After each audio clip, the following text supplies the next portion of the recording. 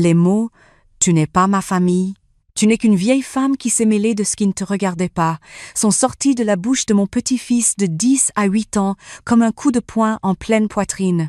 Mais ce qu'il ne savait pas, c'est que j'avais passé la nuit précédente à relire tous les papiers que j'avais soigneusement rangés dans une chemise cartonnée bleue depuis 12 ans, et que ma décision était déjà prise avant même qu'il ait fini sa phrase. Je m'appelle Hélène, j'ai 64 ans. J'ai passé 38 ans à enseigner le français et la littérature dans un collège de Bordeaux, et cette soirée de mars restera gravée en moi comme la cicatrice qu'on ne montre à personne, mais qu'on sent chaque matin au réveil. Thomas avait 6 ans quand ma fille Isabelle me l'avait déposé sur le palier un mardi soir de janvier, avec un sac à dos trop grand pour lui et des yeux qui ne comprenaient pas encore ce qui se passait. Elle avait un taxi qui attendait en bas. Elle partait au Canada avec un homme qu'elle connaissait depuis 4 mois, un certain Raphaël dont je n'avais jamais entendu parler avant novembre. « Maman, tu peux le garder quelques semaines? Juste le temps que je m'installe là, bas, et que je trouve un logement assez grand. » Ces quelques semaines avaient duré 12 ans. Isabelle n'avait jamais versé 1 centime pour son fils. Pas une pension alimentaire, pas un virement de Noël, pas un remboursement de frais médicaux. Les premières années, elle appelait de temps en temps, une voix lointaine et légèrement gênée, qui demandait si Thomas allait bien et raccrochait avant que j'aie le temps de lui répondre vraiment. Puis les appels s'étaient espacés. Puis ils avaient cessé. À part quelques messages sur Facebook les années suivantes, Isabelle avait disparu de la vie de son fils, comme on éteint une lumière dont on n'a plus besoin. Moi, j'avais remis mon départ à la retraite de 2 ans pour continuer à cotiser et avoir une pension décente. J'avais renoncé au studio que je voulais louer à Arcachon pour mes vieux jours. J'avais transformé ma chambre d'amis en chambre d'enfants, acheté des lits superposés au cas où Thomas aurait des amis à dormir, tapissé les murs de posters de footballeurs que je ne connaissais pas. J'avais signé des autorisations parentales, assisté à des réunions de parents d'élèves, accompagné des sorties scolaires, tenu la main d'un petit garçon terrorisé dans les couloirs des urgences de Pellegrin un soir de gastro-entérite sévère. Thomas avait grandi dans mon appartement du quartier des Chartrons, à 2 pas de la Garonne. Il avait appris à lire sur mes genoux, passé son brevet dans l'école où j'enseignais, obtenu son baccalauréat scientifique avec mention très bien l'été dernier. À l'automne, il avait intégré une classe préparatoire aux grandes écoles au lycée Camille Julien, la meilleure prépa de Bordeaux. Des frais que je couvrais entièrement depuis ma retraite, en ajoutant à ma pension les économies que j'avais mises de côté pendant toutes ces années. Ce soir de mars, Thomas était rentré plus tôt que prévu. Je préparais une quiche lorraine dans la cuisine quand j'ai entendu la porte claquer. Il n'a pas répondu à mon « bonsoir ». Il s'est assis lourdement sur le canapé du salon, a posé son sac avec cette brutalité que j'avais appris à reconnaître comme le signe qu'il s'était passé quelque chose. « Ça ne va pas ?»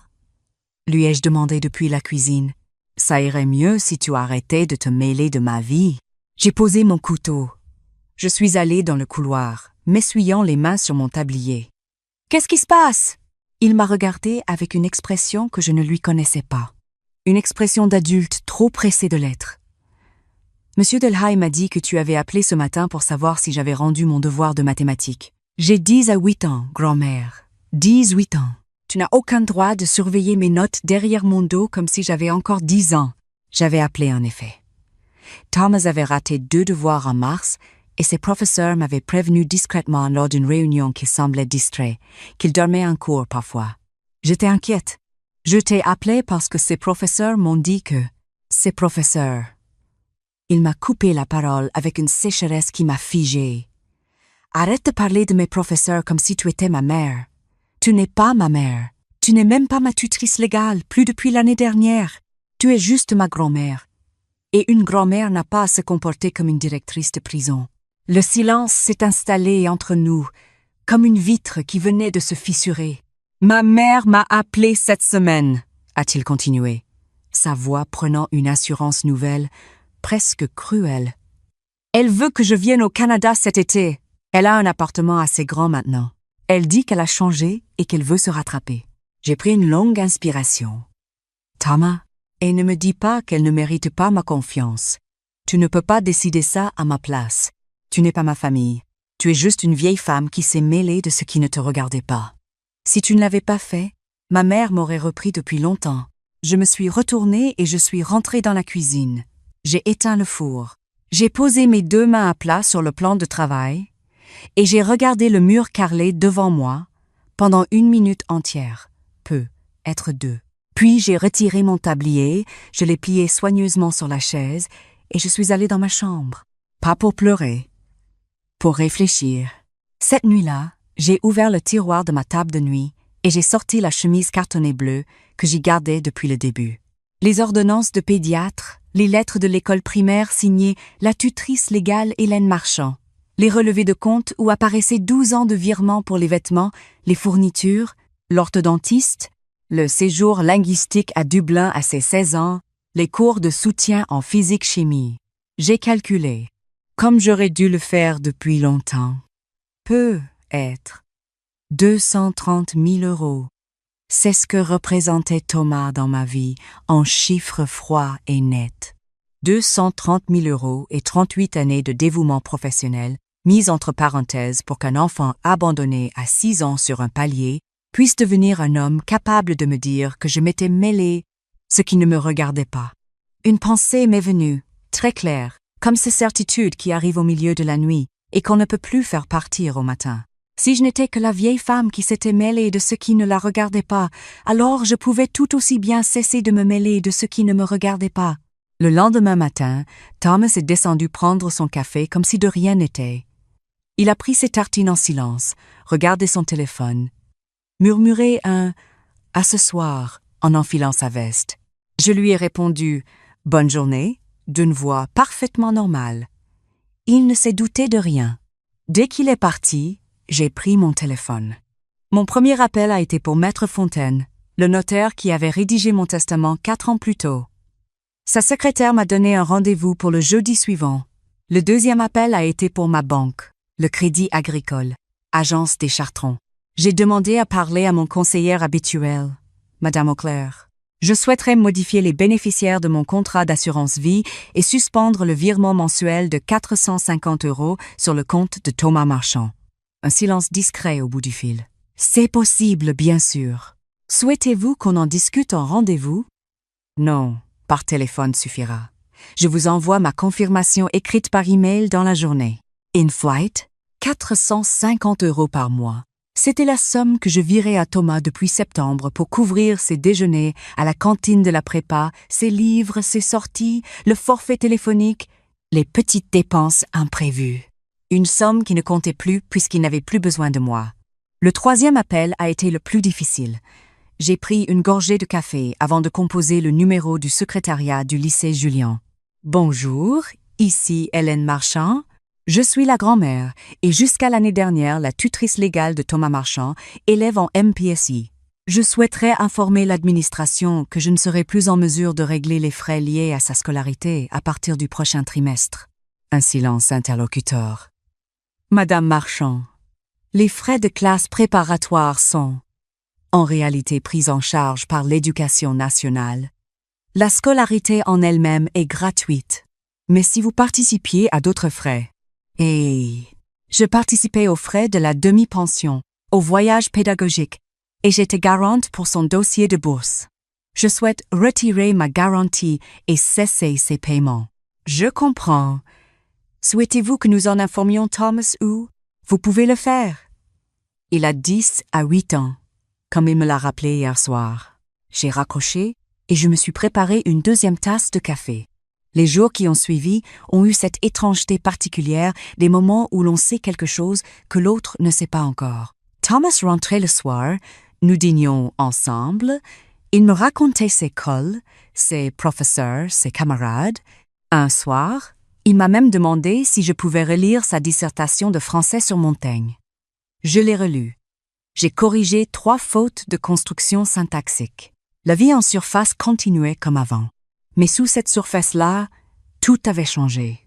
Le jeudi, dans le bureau lambrissé de Maître Fontaine rue Vital-Carles, j'ai expliqué calmement ce que je souhaitais.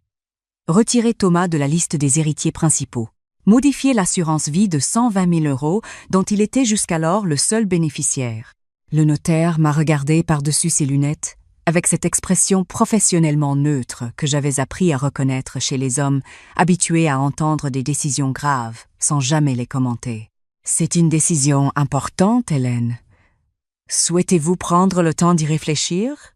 J'y réfléchis depuis 12 ans. Il a posé son stylo. Je comprends. Mon petit-fils m'a informé qu'il avait une famille quelque part au Canada et qu'il comptait la retrouver. Je lui souhaite sincèrement. Mais la femme qui lui a tout donné pendant 12 ans était, selon lui, une vieille femme qui se mêlait de ceux qui ne la regardaient pas. Cette vieille femme-là n'a donc pas à laisser un héritage. Maître Fontaine a retiré ses lunettes et les a nettoyées lentement.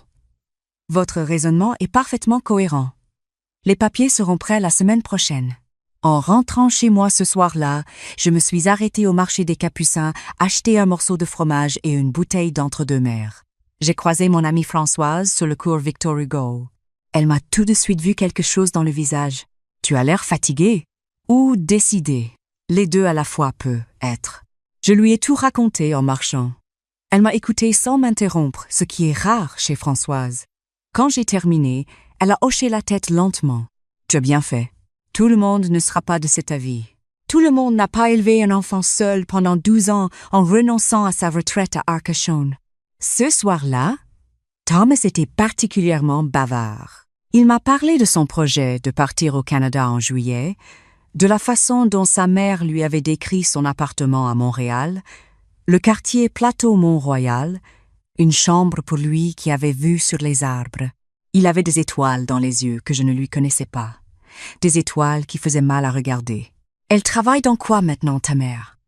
lui ai-je demandé calmement en servant la soupe. Il a eu un léger flottement. Dans le marketing, je crois. If you wrecked. Et Raphaël? Il est toujours avec elle? Ils se sont séparés il y a 2 ans. J'ai opiné du chef. Je vois. Nous avons mangé en silence un moment. Puis il a levé les yeux. Grand-mère, vous n'êtes pas fâchée pour l'autre soir? Non. Vraiment? Parce que j'ai peu. Être dit des choses un peu. Tu as dit exactement ce que tu pensais, Thomas. C'est bien. À 10 à 8 ans, on doit être capable de dire ce qu'on pense. Il a eu l'air soulagé. Il n'a pas cherché à comprendre pourquoi je n'avais pas davantage réagi. C'est le lundi suivant que tout a commencé. Thomas m'a appelé à 11h30, alors que j'étais en train de tailler mes rosiers sur le balcon. Grand-mère, il y a un problème avec la bourse. Quel genre de problème? L'administration dit que la garantie a été retirée et que ma demi-pension n'est plus réglée. C'est toi qui as fait ça? J'ai posé mon sécateur. Oui. Un silence. Mais pourquoi? On en parlera ce soir. Non, dis-moi maintenant. Je dois manger à la cantine dans 20 minutes et il paraît que tu trouveras une solution pour aujourd'hui. Prends le sandwich à la boulangerie Utopie en face du lycée. Il te reste de l'argent sur ton compte. Combien? Vérifie par toi-même, Thomas. J'ai raccroché.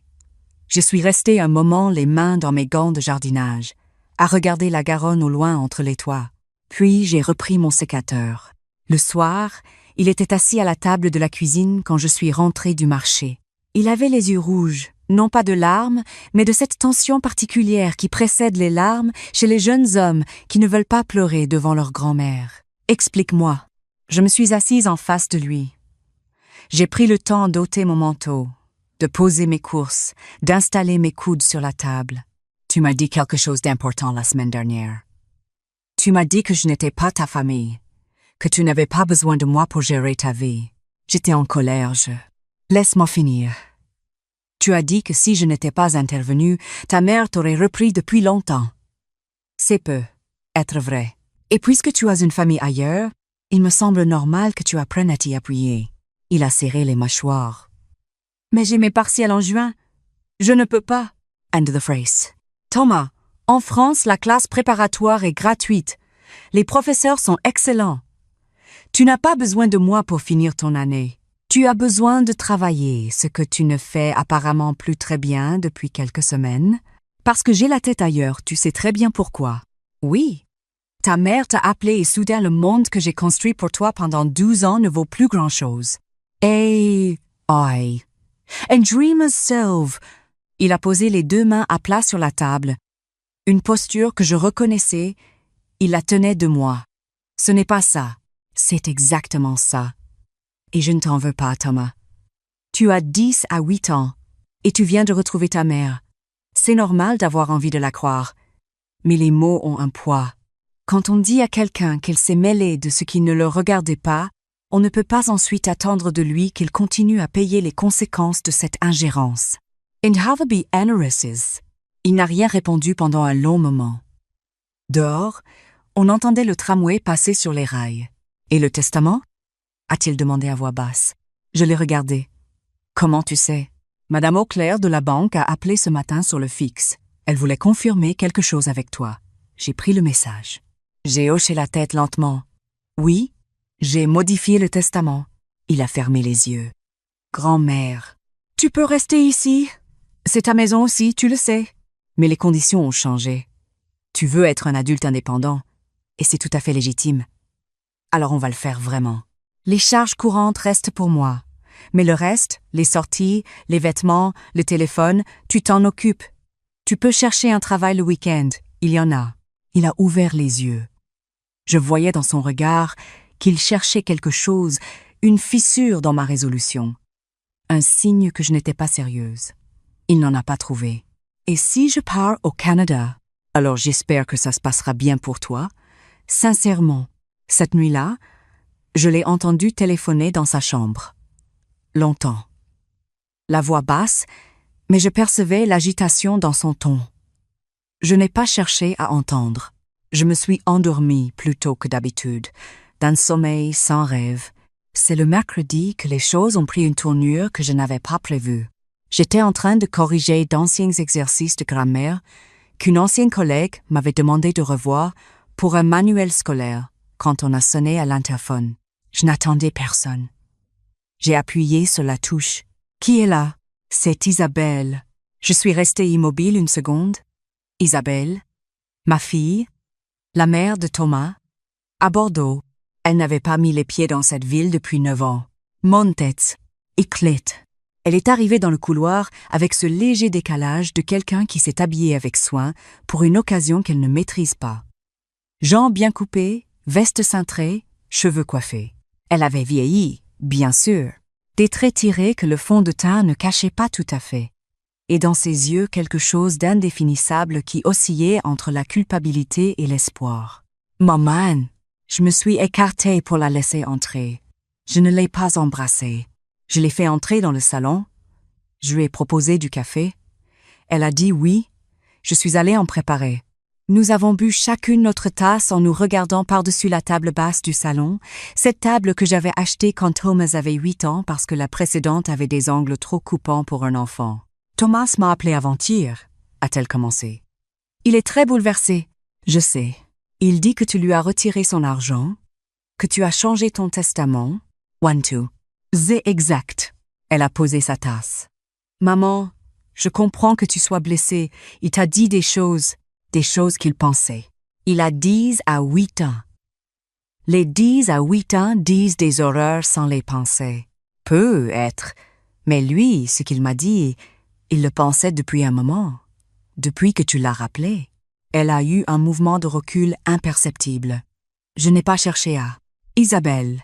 J'ai dit son prénom avec le calme particulier des mères qui n'élèvent plus la voix depuis longtemps. Tu l'as appelée en janvier. Tu l'as appelée en février. Tu l'as appelée en mars. Avant ça, combien de fois lui avais-tu parlé dans l'année précédente? Elle n'a pas répondu. 2 fois, lui ai-je dit. J'ai le relevé de ses appels sur le forfait familial que je paye encore. 2 appels en 12 mois, avant janvier. Et maintenant, tu le rappelles 3 fois par mois pour lui parler d'un appartement à Montréal avec une chambre qui a vue sur les arbres. Elle a baissé les yeux. J'ai changé, maman. J'ai vraiment changé. C'est possible. Je ne suis pas là pour en juger. Mais je vais te dire ce que j'ai observé. Tu as rappelé ton fils exactement au moment où il a commencé à ne plus travailler en prépa. Tu lui as parlé d'un avenir radieux, exactement au moment où lui commençait à ne plus voir la valeur de ce que j'avais construit pour lui. Ce n'est pas. Est-ce que tu travailles, Isabelle? Elle a hésité. Je cherche. Est-ce que tu as un appartement à toi?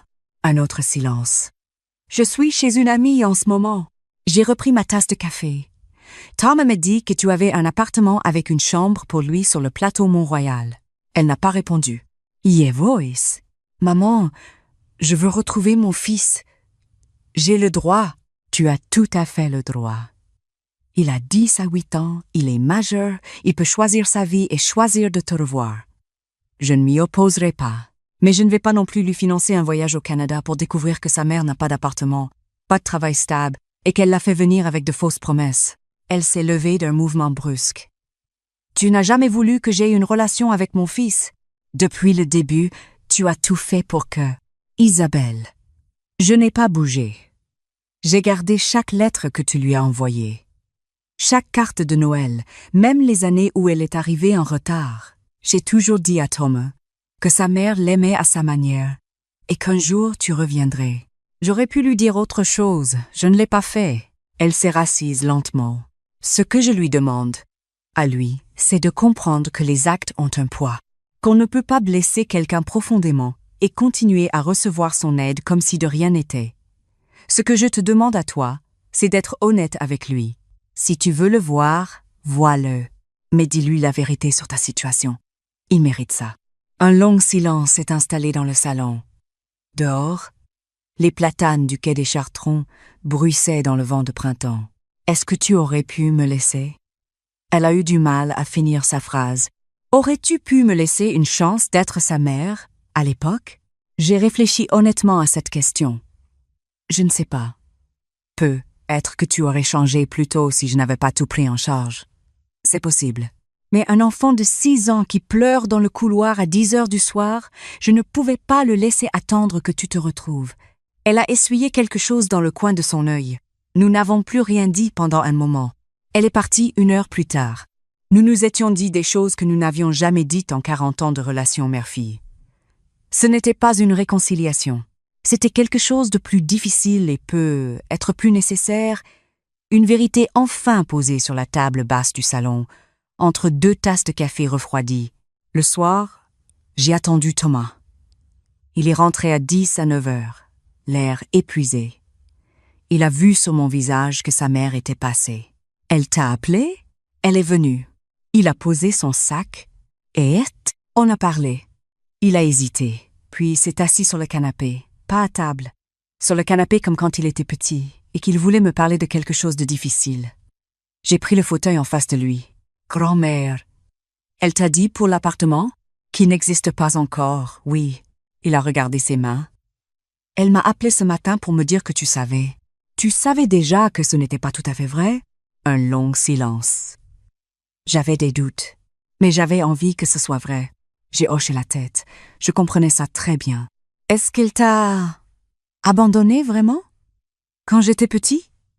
Sa voix avait changé, quelque chose s'y était fissuré. Pas juste parti pour le Canada, mais abandonné? Je l'ai regardé longtemps.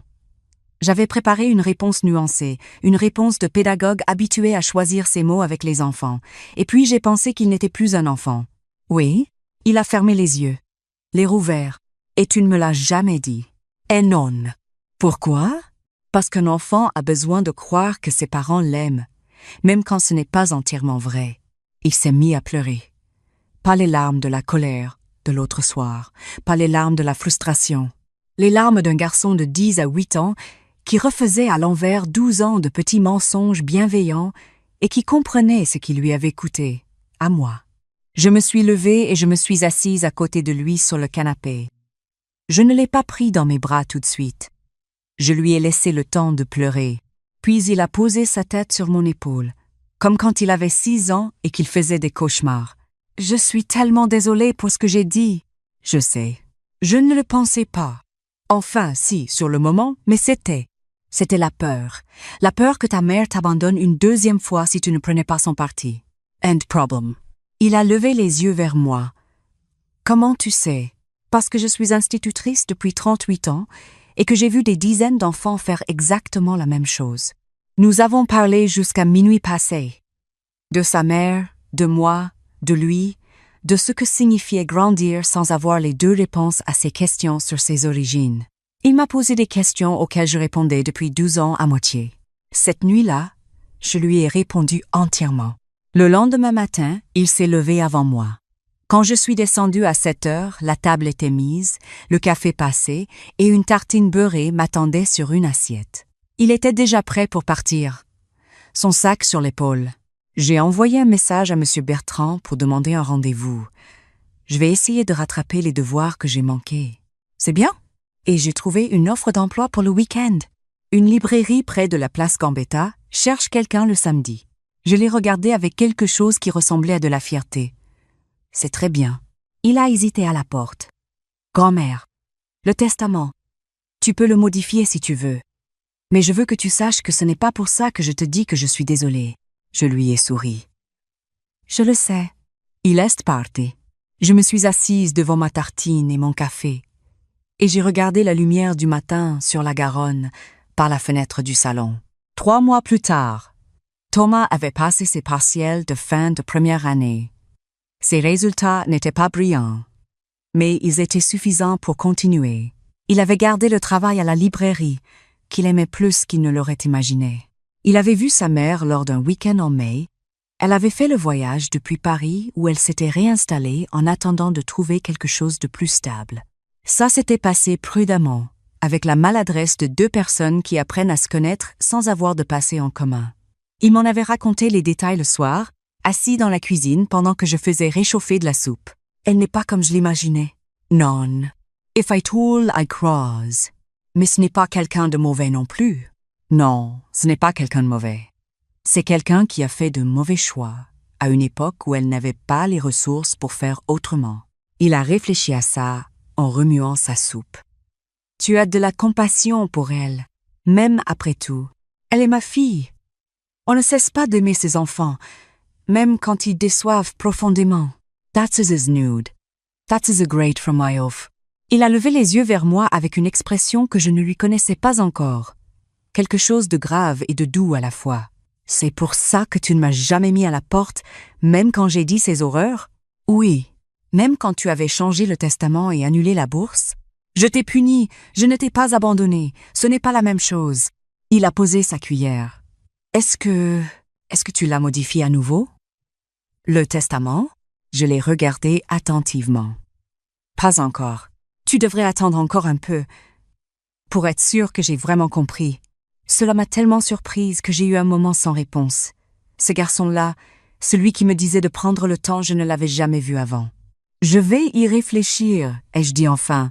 En septembre, Thomas est entré en 2e année de prépa avec des résultats nettement meilleurs qu'au printemps. Un soir de novembre, il m'a demandé si on pouvait parler. Il s'est assis dans le fauteuil en face de moi, celui que personne ne prenait jamais sauf lui, quand les conversations étaient importantes. Je voudrais te demander quelque chose. Je t'écoute. Est-ce que tu accepterais que je te présente comme ma grand-mère quand je parle de toi à mes amis à la prépa? Pas juste celle chez qui j'habite, mais ma grand-mère. J'ai posé mon livre. C'est ce que tu es, Thomas. Je sais, mais je ne l'ai pas toujours dit. Non, en effet, il ne l'avait pas toujours dit. Et j'aimerais aussi, si tu es d'accord, qu'on aille ensemble chez le notaire.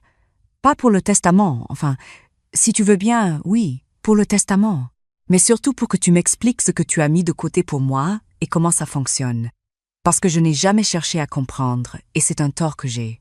If any say.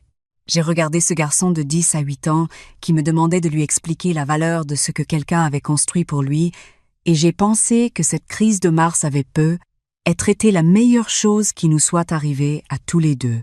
On ira la semaine prochaine, si tu veux. Merci al comble, Thomas. Il a levé les yeux. Je ne modifierai pas le testament, à la condition que tu y entres les yeux ouverts, pas comme un héritier passif qui attend, comme quelqu'un qui sait ce que ça représente et ce qu'on attend de lui en retour. Il a hoché la tête lentement. Je comprends. Aujourd'hui, Thomas a 10 à 9 ans. Il prépare son dossier pour intégrer une grande école d'ingénieurs l'année prochaine. Il travaille toujours le samedi à la librairie. Il a commencé à mettre de l'argent de côté sur un livret A qu'il a ouvert lui-même. Sa mère et lui se voient 2 ou 3 fois par an, avec prudence, avec la patience de ceux qui reconstruisent quelque chose sans s'en promettre trop. L'autre dimanche, nous sommes allés nous promener sur les quais jusqu'à la Cité du Vin. Il m'a pris le bras en marchant, naturellement, comme il le faisait enfant. Et il m'a dit quelque chose que je n'oublierai pas. Grand-mère, quand j'aurai des enfants, je veux leur apprendre ce que tu m'as appris cette année. Zaka Vren. Et c'est quoi, ce que je t'ai appris? Il a réfléchi un moment. Que l'amour qui ne pose aucune limite n'apprend rien à personne. Et que la personne qui te dit non quand il le faut t'aime souvent plus que celle qui te dit toujours oui. Nous avons continué à marcher en silence le long de la Garonne. La lumière de l'automne bordelais était de cette couleur ambrée qui me rappelle toujours pourquoi je n'ai jamais eu besoin de partir ailleurs pour être bien. Thomas ne m'a plus jamais dit que je m'étais mêlée de ce qui ne me regardait pas. Et moi, j'ai arrêté de croire que l'amour des siens devait se mériter dans le silence et la résignation. Nous avons trouvé entre nous quelque chose de plus solide que ce que nous avions avant. Une relation entre deux personnes qui se respectent, qui se disent la vérité et qui ont choisi de rester l'une pour l'autre malgré tout ce qui aurait pu les séparer. Si cette histoire vous a touché le cœur, laissez votre commentaire ici. Dites-moi depuis quelle ville vous regardez. Et dites-moi, à ma place, qu'auriez-vous fait?